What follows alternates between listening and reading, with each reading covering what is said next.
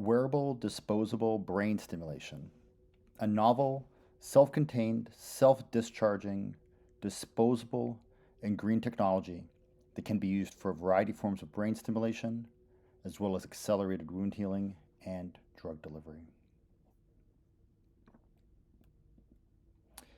So, brain stimulation is obviously a very exciting field.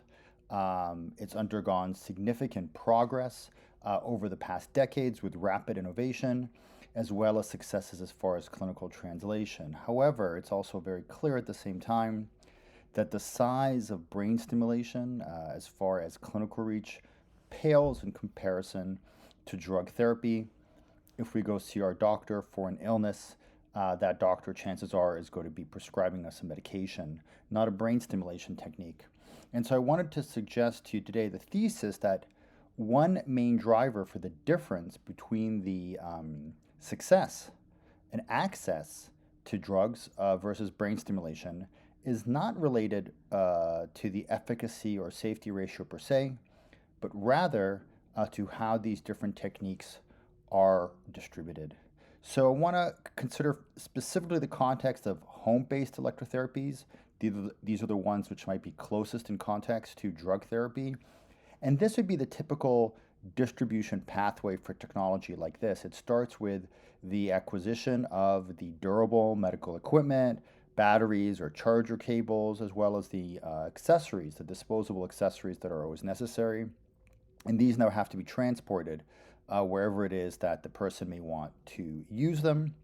At every use, the electrodes need to be connected, wires need to be wired up, the device needs to be programmed and set accordingly. And then after each use, there is the waste of the accessories, but there's also the waste, the significant waste of the durable device itself at the end of the therapy. And the trend, when we look at the kind of innovation that's happening in the space, often ends up pushing more complexity onto these technologies, more technology rather than less. As an alternative, I wanted to suggest a platform of wearable disposable electrotherapy. If you can imagine a platform that is distributed over the counter or at pharmacies, much like drugs, where you grab an indication specific strip. These strips are available, and you would just take the one that you need.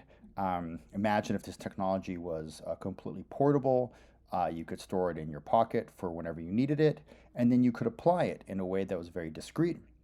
This would be single use, self discharging, and when it was done, you could simply toss it away. And you can see how this entire distribution and use pipeline feels a lot more like pharmacotherapy. And so this is our proposed technology to do just that. This is wearable disposable brain stimulation. These are self-contained pouches. They're about 1 millimeter thick. They auto-discharge upon application, delivering a single prescribed dose that can be customized for different forms of brain stimulation, but also for electrically accelerated wound healing and even transdermal drug delivery. This development took us over half a decade, and that challenge was related to the design inputs that we set for ourselves for this project. We wanted to have a very trivial user experience. What that meant was the device would automatically activate upon contact. There would be no connections that would have to be made of the device itself. And importantly, there would be no settings of any kind, not just no intensity settings, but no even on-off switch. Given that it is a single-use disposable device, it was very important that we rely only on very abundant, environmentally benign materials, and that includes in the production process itself.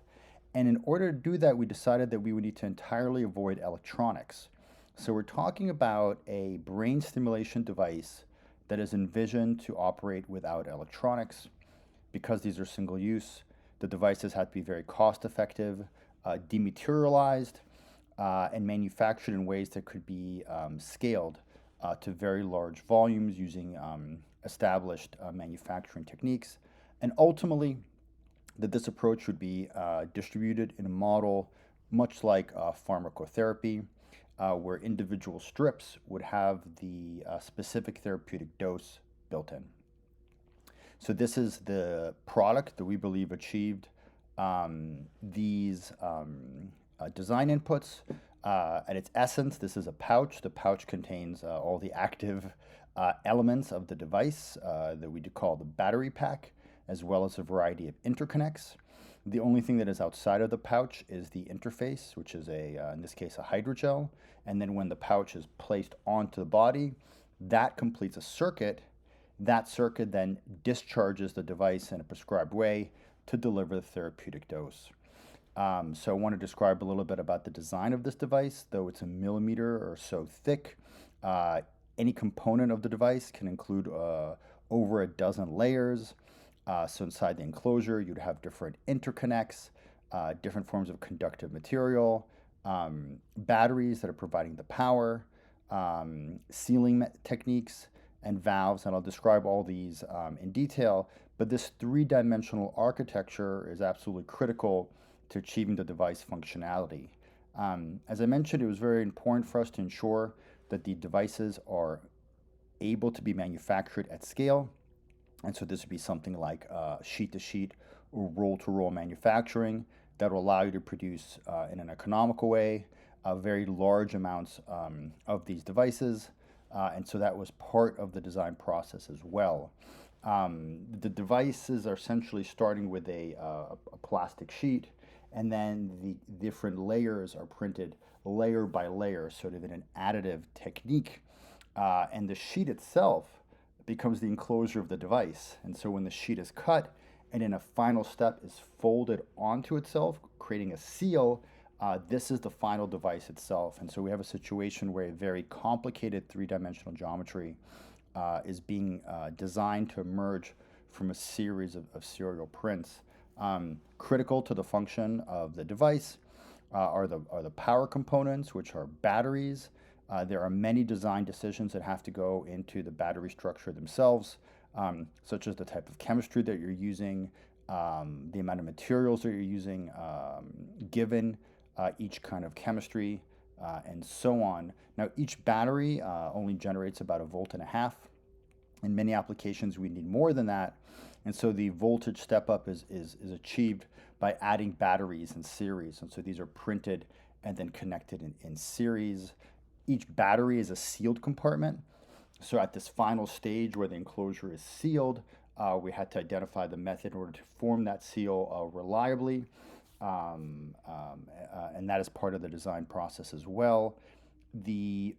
As the batteries function, they release gas, and this is a soft pouch, so we had to add a venting system in order to release excess gas. Everything is inside the pouch itself. However, the electrodes are on the outside of the device, and so we had to design a system for these interconnects, which are very small holes, which go through the device, and so connect the power components on the inside of the device to the interface components on the outside of the device. There were also additional considerations related to the conformability.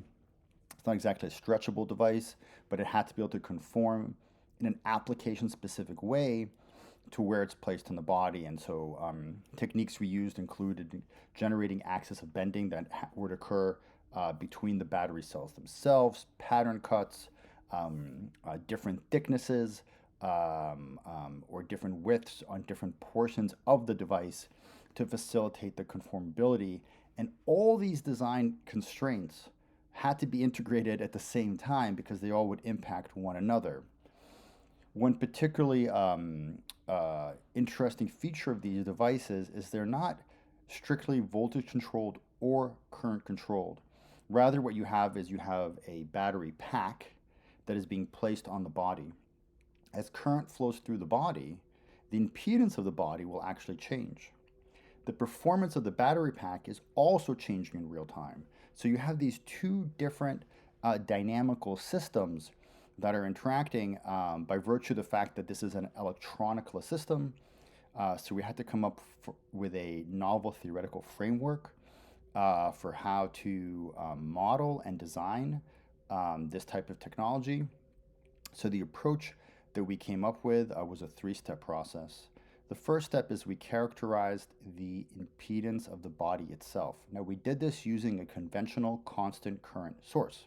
So we would apply different currents, in this case stepping from 0 to 6 milliamp over time, and measure the resulting voltage. And you can see that over time, the voltage does drop because the impedance of the body generally is dropping, and that rate of decrease will depend on the amount of current that is applied, and the impedance and the voltage will vary accordingly. Now, in separate experiments, what we do is we take the battery cells themselves and we discharge them using a source meter. So now these batteries, right, separate from the body, are being discharged under constant current. And as we're discharging this constant current, we're measuring the voltage on the batteries themselves. So I want to emphasize these are separate tests. First, just using the body, second, just using the cells. But you notice that in both cases, we generate these current, voltage, time plots. And what we realize is that we can now overlay these plots. And the intersection of these two plots is the predicted discharge trajectory of the battery when it is placed on the body itself, right? And so even though these are two independent components, when they are connected, the voltage on the output of the battery pack must be the same as the voltage on the body, and the current coming out of the battery pack must be the same as the current coming out of the body. So because these two things are equal, there has to be a match in how they're discharging, and this is what this theory allowed us to predict, and it ended up being reliable. So now we can look at using this theory to design application-specific devices. Three applications I can mention here are tDCS or cranial stimulation, iontophoretic drug delivery, and accelerated wound healing. Now, with each application, we start with design inputs that specify things such as the amount of current that needs to be generated, the duration of a single session of therapy, the interface with the body, the device size, and where it's placed on the body. And once we have that, we design the associated devices. And again, they can look very different depending on their function and have different sizes. So for example, for the tDCS device, this is actually 4 cells. They're mixed cells, meaning they're not, there's 4 batteries, but they're not the same batteries. The battery pack is in the middle of the device, and then you have these 2 wings that are more flexible shaped electrodes to support the conformability. Well, in the case of the iontophoresis device, the electrodes are actually sponges, and those sponges can be saturated with a solution that contains the particular drug that you want to deliver. And so when the device is placed on the body and current is passed, it drags the drug with it. In the case of accelerated wound healing, I want you to imagine that there's a wound, and we place the device over it where we have a non-woven felt that goes over the wound, like in a normal Band-Aid, and then where the normal Band-Aid would have its 2 little stickers, this is our adhesive hydrogel that we're using to pass current through. And so it looks like a regular Band-Aid, but the adhesive component is playing double duty of both holding it in place and passing current across the wound. Okay. With each technology, we use different computational techniques in order to predict how current flow would flow through the body. And then ultimately, we need to validate the performance by placing it on the body and measuring the current that is delivered. And again, you can see that depending on the application, the amount of current, the amount, and the duration would be very different depending on the design inputs. For example, in the electrical Band-Aid, this is something that would be placed in order to accelerate wound healing. In this particular application, we conducted preclinical trials in a rodent model where you had a puncture wound, and we're placing the Band-Aid across the puncture wound. The rodent size is actually not so different than a small human size. We measure the current that's coming out of these devices to confirm that it is the prescribed therapeutic dose. And then we can quantify the rate of wound healing, where this would be 2 weeks of daily sessions. So each daily session is 2 hours of stimulation, either with a regular Band-Aid, the control that has no electricity, or with the electrical Band-Aid that's on the bottom row. In this particular example, you can see how there is an accelerated rate of wound healing. In the case of the Band-Aid, you can also see how the wound is healing in a particular direction that has to do with the direction of the current flow. And obviously, this can be reproduced across multiple animals. Wearable tDCS is another example, and that's the device you see here. We actually consider two versions of the device, a conventional current device of about 2 to 2.5 milliamp, and also a high capacity current device. The key point here is that when the device is placed on the head, the current has to ramp up automatically, reach a target dose automatically, and then exhaust itself automatically. We had to develop special electrodes for this process that we called high capacity hydrogel electrodes. These are adhesive hydrogels, and so the montage is slightly below the hairline across the temple. And again, the key aspect of this is that the devices need to regulate discharge without electronics. So here we have the device, and when the device is placed on the head, that's what activates it. And then the batteries are designed to discharge in a controlled way in order to deliver the therapeutic current. Now, when we validate this, we have to use an external device to measure the voltage and the current because there's no electronics in it as well, and that's exactly what we did. Again, considering a regular dose and a high capacity dose. These are the results. You'll see that for the 2.5 milliamp and the 5 milliamp version, cross subjects, the current was maintained within a certain range. We don't have perfect control with this type of technology, and the battery pack voltages are actually being adjusted by design as well in order to maintain the current level. Now, I want to say a little bit more about this high capacity tDCS. We have a wearable version that I just described where it's placed on the head with the battery packs. And these are the high capacity electrodes, these hydrogels that are built in that allow tolerable stimulation at higher currents. But you can do the same thing just with a benchtop device. So you would have now just the high capacity electrodes on the forehead. And then you'd have a specialized adaptive current benchtop device applying current to these devices.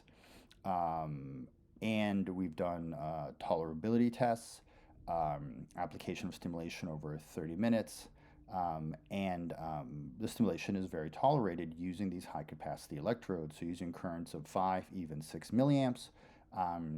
The average VAS pain out of 100 doesn't exceed more than about 20.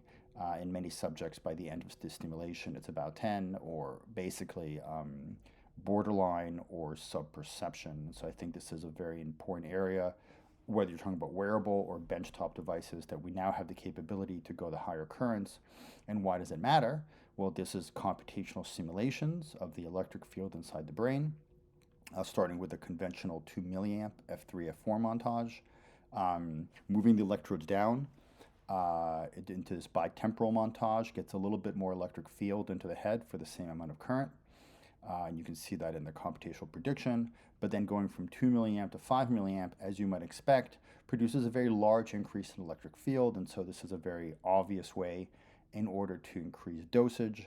And the point here is there are different considerations as far as why you would want to have a higher dose, but it's certainly tolerable. So tolerability is not a reason to not go to higher currents. So taking a step back to talk about the overall usability of tDCS and comparing a conventional versus a wearable type platform. So with a conventional technology, for all the innovations that have been there, we are relying on, first of all, having external electrodes, sometimes wires, sponges that may need to be saturated, and at every single use, these have to be attached into the device for the device to be activated.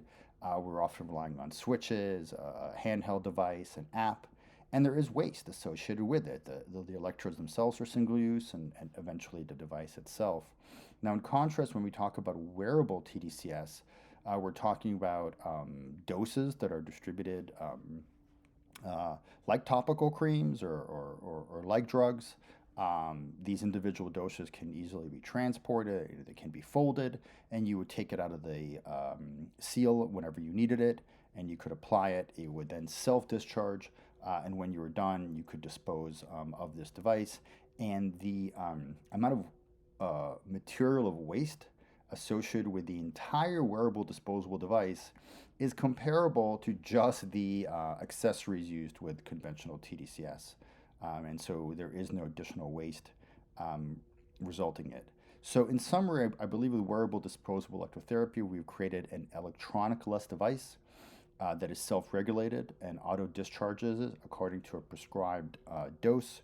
Now, that dose is specified by the architecture of the device, and these devices are single use. And just because of this, we believe that we have now the ability to provide devices and distribute them more like drugs or like topical creams. And each strip, each box will be for a particular use case. So there is a forehead stimulation, headache version, wound healing versions. You can imagine TENS versions that I didn't have a chance to talk about. So any existing electrotherapy platform can be plugged into wearable disposable, and this leads to a very, very different end user experience. And I think it also will make these types of technology much more accessible to much more diverse form of population. And as I want to emphasize, we really focused all along on ensuring that everything we're doing is scalable, low cost, and environmentally responsible. So thank you for your attention.